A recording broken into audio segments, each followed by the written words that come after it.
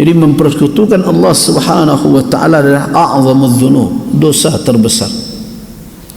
Karena itu tidak ada hak siapapun untuk menyuruh orang lain menyembahnya selain Allah Azza wa Jalla. Kenapa? Alasannya karena dialah satu-satunya Khalik.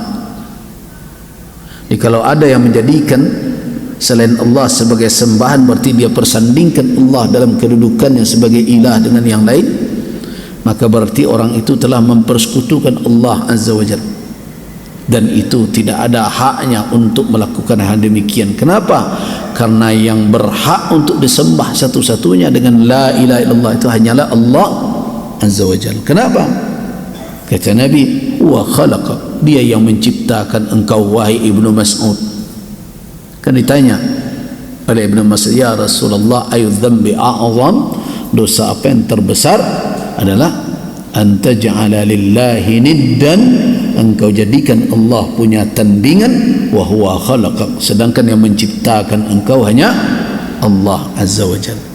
Nah, jadi makanya saya katakan bahwa hak untuk dijadikan sebagai ma'bud, salah satu alasannya apa? Karena khalq, dialah yang mencipta. Ada tidak yang lain selain Allah yang menciptakan? Tidak ada. Karena ada pencipta, itu bukan pencipta, itu penemu namanya. Dia mengolah dari ciptaan Allah Azza wa Jalla. Ada yang ni listrik siapa? Dia bukan pencipta, dia penemu. Nah, apalagi mobil, dia bukan pencipta, dia penemu. Kenapa?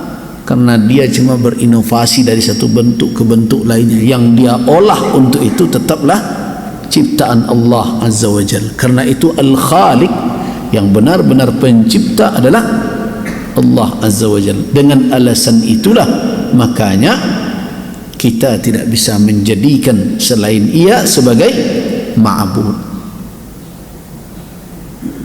Tidak ada yang berhak dijadikan sebagai sembahan selain Allah Subhanahu wa ta'ala. Nah, siapa yang melanggar ketentuan ini tidak diampuni oleh Allah Subhanahu wa ta'ala begitu saja dengan amal saleh apapun kecuali taubat. Tapi kalau dosa yang lain bisa tidak diampuni Allah Subhanahu wa ta'ala dengan alasan amal lainnya? Bisa. Nah, umrah ke umrah kafaratun lima bainahuma. Dari umrah ke umrah antara itu terhapus dosanya. Tapi perlu hadir dalam ingatan kita, di dalam hati kita, keluarkan syirik dari itu. Syirik tidak terhapus oleh itu. Orang yang melakukan haji, selesai dia tahu wada, keluar dia dari dosanya sebagaimana dia lahir dari rahim ibunya. Iya, tapi syirik tidak. Syirik hanya satu saja pintu jalan untuk menghapusnya, tubu ilallah taubatan nasuh, taubat. Nah, bagaimana kalau tidak taubat?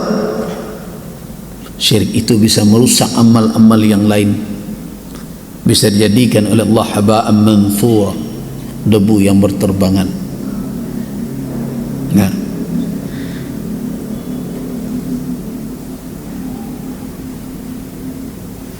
kemudian berikutnya diiringi oleh Allah. Jadi ayat ini dibuka oleh Allah Subhanahu wa ta'ala dengan haknya yang menjadi kewajiban atas insan, atas makhluk. Hak dia apa? Hak Allah disembah, tidak dipersekutukan. Nah, itulah yang dikatakan kalau kita baca tafsir Al-Imam Al-Baghawi, ada suatu riwayat yang dikutip oleh Al-Imam Al-Baghawi, dikutip oleh Al-Imam Al-Baghawi, yaitu riwayat dari Muaz ibn Jabal radhiyallahu an. Apa kata Muaz?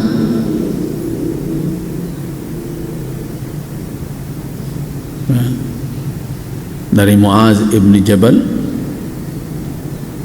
kata Muaz, kuntu radifan Nabi sallallahu alaihi wasallam, aku pernah diboncengkan oleh Nabi. Radif maknanya apa?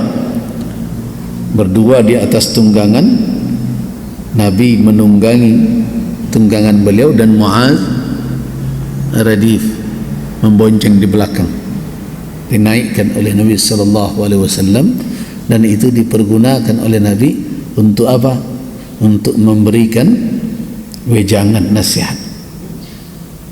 Faqal, apa kata Nabi sallallahu alaihi wasallam kepada Muaz? Hal tadri ya Muaz ma haqqullahi 'alan nas? Hai Muaz, tahukah engkau apa yang menjadi hak Allah atas manusia? Nah, ini pelajaran bagi kita. Ini ada kaitannya dengan ayat tadi, dengan surah An-Nisa yang sedang kita bicarakan. Hal tadri ya Muaz, tahukah engkau wahai Muaz, ma haqqullahi 'alan nas? Apa hak Allah atas manusia? Hak Allah atas manusia maknanya apa? Yang menjadi kewajiban manusia kepada Allah. Qala, apa kata Muaz? Qultu, cerita Muaz, aku menjawab ketika itu, Allah wa rasuluhu a'lam. Ini adab yang perlu dijaga, harus dijaga sampai hari ini. Allah wa rasuluhu a'lam, Allah dan Rasul yang lebih tahu. Hari ini banyak orang mengaji, dia merasa tahu pula semuanya. Itu yang saya sedihkan sekarang, kelompok-kelompok yang mudah sekali orang-orang menilai karena berbeda pada furu'. Sekarang heboh-heboh perkara apa? Mencela organisasi, kelompok ini menyerang organisasi Muhammadiyah. Dan Muhammadiyah itu belum lagi bergerak, dia berdakwah, Muhammadiyah itu sudah berdiri dahulu. Mungkin berbeda dalam pilihan dalam masalah furu', itu biasa. Tapi hari ini yang sedih kita, yang mencela dan mencaci maki itu orang-orang yang aktif di pengajian. Jadi yang dia dapat dalam pengajian itu apa sebenarnya? Saya sering berkata dalam hati, nandapek dia orang mengaji. Jadi rupanya nandapek dalam pengajian kau dahulu. Kalau lah ikut aja kelompok pengajian, ustaz lain bodoh, salah, ustaz awak nambana. Itu nandapek pertama. Itu pengajian apa dan serupa itu tu.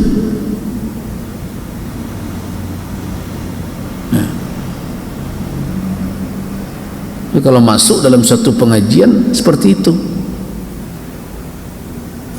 racun sebenarnya yang seperti itu. Alun manga-manga lai nandapek ustaz awak sentiang, ustaz orang bodoh sedul. Kemudian melahirkan akhlak itu. Akhlak apa perangainya? Suka melecehkan kalau bukan ustaz dia.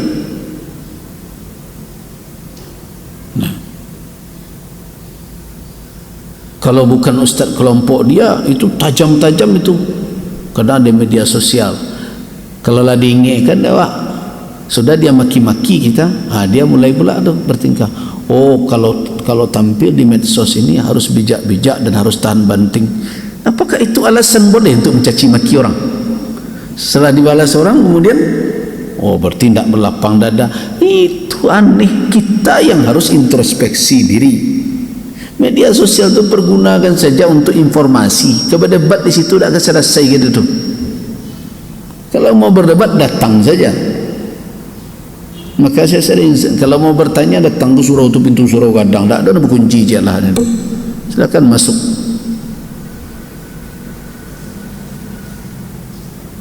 Nah, hari ini seperti itu. Adab hilang. Mestinya ketika kita masuk ke satu majlis, apa yang pertama didapat sebelum ilmu? Adab. Benar kata ibu Imam Malik ibni Anas ketika memasangkan sorban di kepala anaknya Malik ibni Anas, imam madhab itu.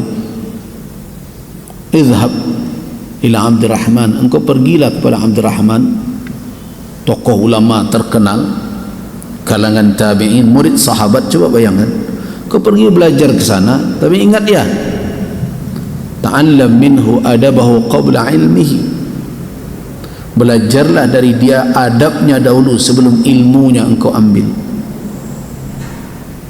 Jadi kalau ada ustaz-ustaz, guru-guru, saya bertanggung jawab mengatakan itu, menyuruh kita untuk mencela dan mencaci maki ustaz lain hanya karena berbeda dalam masalah fatwa, berbeda dalam mana yang rajih, yang kuat, mana yang lemah. Kalau ada yang seperti itu tidak beradab namanya, tidak wajar dan tidak pantas kita duduk di hadapannya itu. Keluar sajalah lagi. Kenapa? Tidak ada gunanya ilmu tanpa adab. Mestinya kalau kita telah mengaji, kita kan diberi penjelasan, oh ternyata dalilnya ini, kalau dalilnya begini mungkin saja dia memahami seperti ini. Terlepas kita tidak memakai yang itu hak kita, hak dia dan hak kita. Sebab dalam perkara yang satu petunjuk dalilnya, dalalahnya, ulama tidak berbeda pandangan. Kalau sudah berbeda dalam hal yang seperti itu yang kita katakan itu sesat namanya itu. Tapi kalau masalah furu', apalagi persoalan-persoalan politik, persoalan-persoalan kemaslahatan, nah, seperti hari ini ada orang yang mengkritik pemerintah, ada kelompok yang katanya tidak mau mengkritik pemerintah, yaitu pilihan, itu bukan kepastian hukum itu.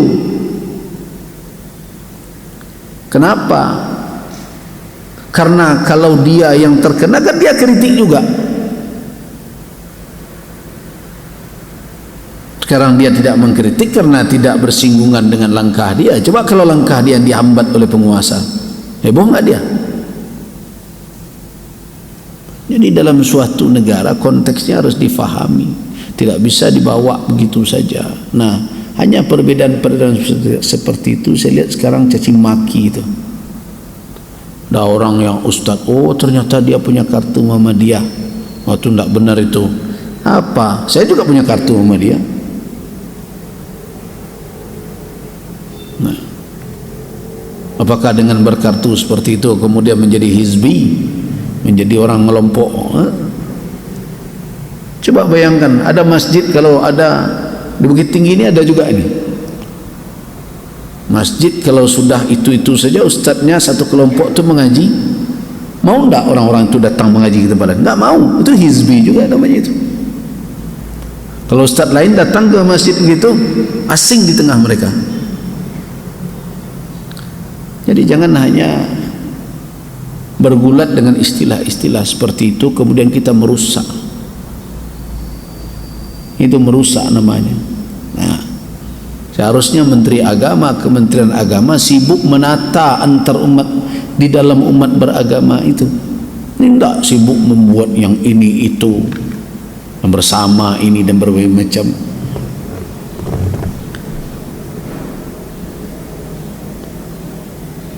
Aliran-aliran sesat dibiarkan, yang sudah dinyatakan menyimpang sesat malah difasilitasi. Aneh kan? Ini tampaknya ada sistematis orang sedang berjalan untuk merusak pondasi kehidupan berbangsa. Pondasi kehidupan berbangsa itu adalah agama. Karena itu sila pertama itu ketuhanan yang Maha Esa. Jadi kalau orang berbicara apa pondasi, di atas apa tegaknya agama ini?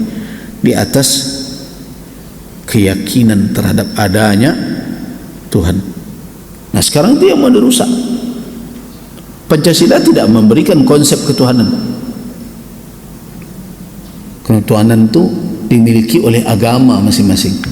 Islam dengan konsepnya, Nasrani dengan konsepnya, Hindu dengan konsepnya, Buddha dengan konsepnya. Nah berkomitmenlah masing-masing, tidak usah dirusak itu. Nah sekarang ada usaha untuk merusak keyakinan itu dengan berbagai macam cara. Dimasukkanlah alasan toleransi untuk mengacau. Padahal toleransi sudah berjalan semenjak dahulu, beriring selama kita mematuhi aturan yang telah kita sepakati bersama. Jadi kembali kita kepada kisah Muaz tadi. Hal tadri ya Muaz ma haqqullah 'alan nas, tahukah engkau ya Muaz apa hak Allah atas manusia? Qala, dengan adabnya Muaz menjawab, Allah wa rasuluhu a'lam, Allah dan Rasul yang lebih tahu. Ini kalau kita tidak mengetahui atau baru tahu atau baru sekedar setengah tahu, ya sudah, jawab saja Allahu a'lam. Kalau pengetahuan kita cukup baru untuk kita, tidak rendah kita dengan mengatakan hal demikian. Itu adab namanya. Nah, kemudian Nabi SAW melanjutkan memberikan penjelasan. Haqquhu alaihim an ya'buduhu wa la yusriku bihi syai'a. Hak Allah atas manusia adalah manusia harus menjadikan Allah satu-satunya ma'bud, sembahan, tidak boleh mempersekutukannya dengan apapun. Itu hak Allah atas manusia. Jadi kalau ada orang yang mempersekutukan Allah, berarti dia tidak menunaikan hak Allah atas dirinya. Dia makhluk, Khaliknya adalah Allah Azza wa Jalla, tapi dia sembah pula batu, dia sembah pula ini, dia sandingkan Allah dengan batu cincin, dia sandingkan Allah dengan azimat dan berbagai macam.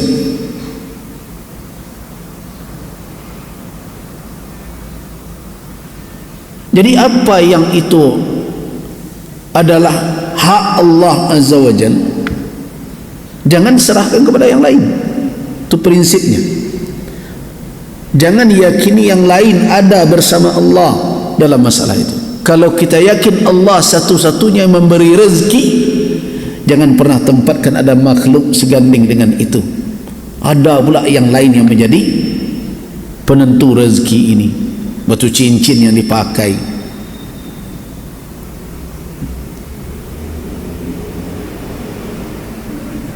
Air 7 musajik dan dikumpulan dan diletakkan dalam laci, minyak 7 pasar, itu semua itu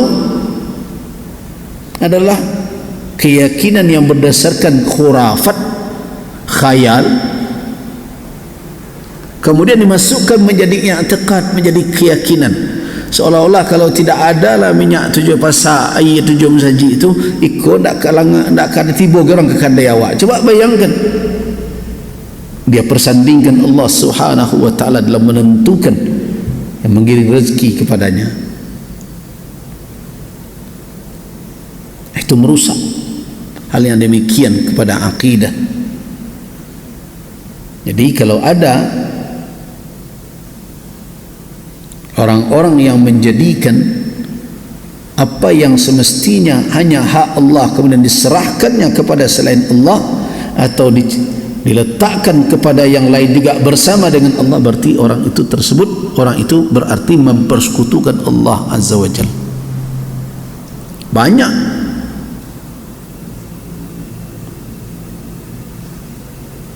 Banyak orang mempersekutukan Allah sekarang dalam perkara tasyri'. Yang berhak menentukan membuat syariat agama ini siapa? Hanya Allah. Tidak ada hak makhluk untuk membuat syariat agama ini.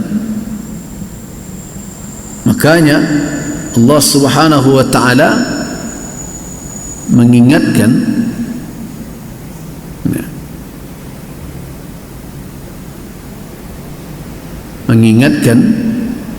apa yang menjadi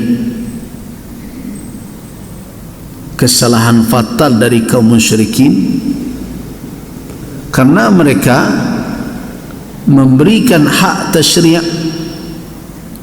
kepada selain Allah Azza wa Jalla.